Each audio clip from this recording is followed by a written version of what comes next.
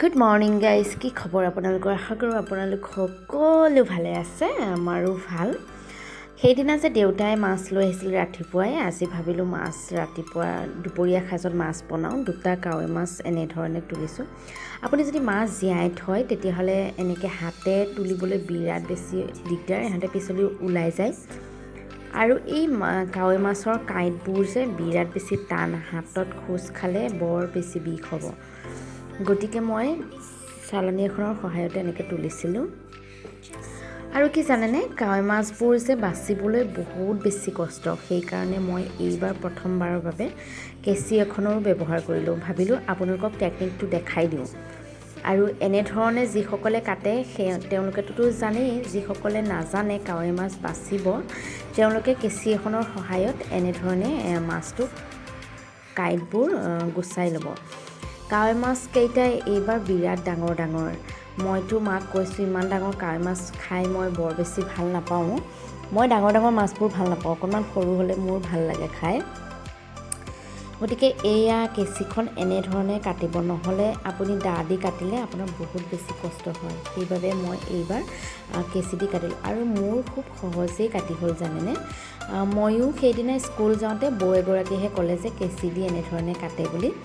গতিকে প্ৰথমবাৰৰ বাবে ময়ো ব্যৱহাৰ কৰিলোঁ আৰু আপোনালোককো দেখালোঁ। যদি আগে পিছে আপোনালোকে কাৱৈ মাছ কাটিবলৈ দিগদাৰ পায় বা কাৱৈ মাছ খাবলৈ ভাল পায় কিন্তু বচা এলাহতে নাখায়, তেনেহ'লে নিশ্চয় এইটো টেকনিক এপ্লাই কৰিব আৰু বহুত বেছি লাভ হ'ব, মানে ভাল পাব। আৰু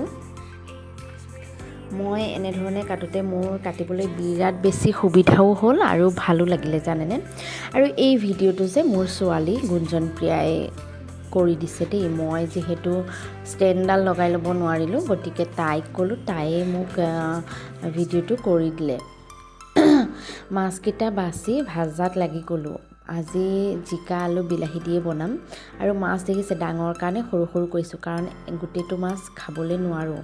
আমি মাছ খোৱাত ইমান বেছি ভাল নহয়, সেইবাবে এনেকুৱা ধৰণৰ কৰ্মবিলাক কৰি থাকিব লগা হয়। মাথাটো মানুহজনে নাখায়, মাজৰকণ আকৌ মই নাখাওঁ, ফিচাকণ ছোৱালীয়ে খাব, মাজৰকণ মানুহজনে খাব। এনেকৈ মানে ভগাই লৈছোঁ আৰু সেইকাৰণে মাছ দুটা এনেকৈ সৰু সৰুকৈ কাটিছোঁ। পিঁয়াজ দিলোঁ, জিকাই আলুৱে দিছোঁ।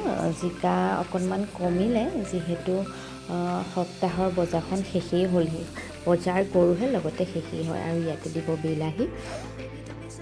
এনেকৈ চিম্পলকৈ একদম তেল মছলা কম, মছলাটো এনেকুৱা তৰকাৰীত মছলা ব্যৱহাৰ নকৰেই।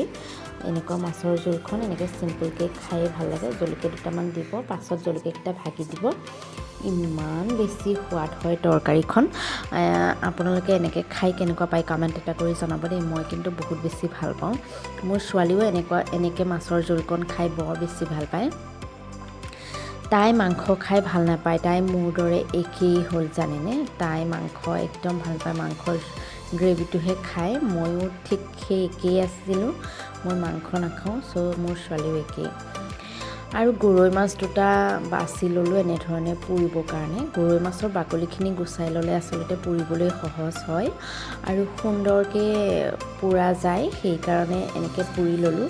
কিন্তু মাজতে কচি ল'ব নালাগিছিলে, মই বাৰু কচিয়ে দিলোঁ, হালধি নিমখো সানি দিলোঁ। এনেধৰণে মই পুৰি আছোঁ।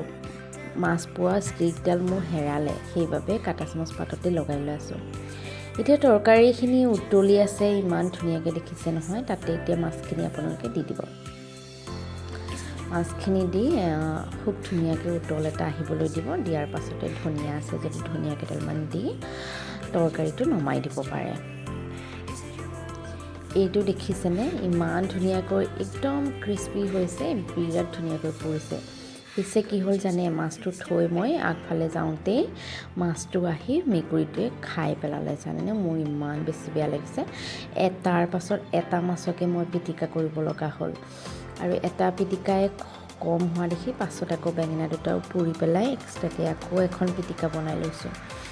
আচলতে ঘৰত যেতিয়া যিদিনা থাকোঁ, দোকান চোকান নাহোঁ, মই চানডে দোকান নাহোঁৱেই, গতিকে সেইদিনা ভালকৈ এসাঁজ খাবলৈ মন যায়। মই বেঙেনা পিটিকা সাংঘাতিক ভাল পাওঁ গাইজ।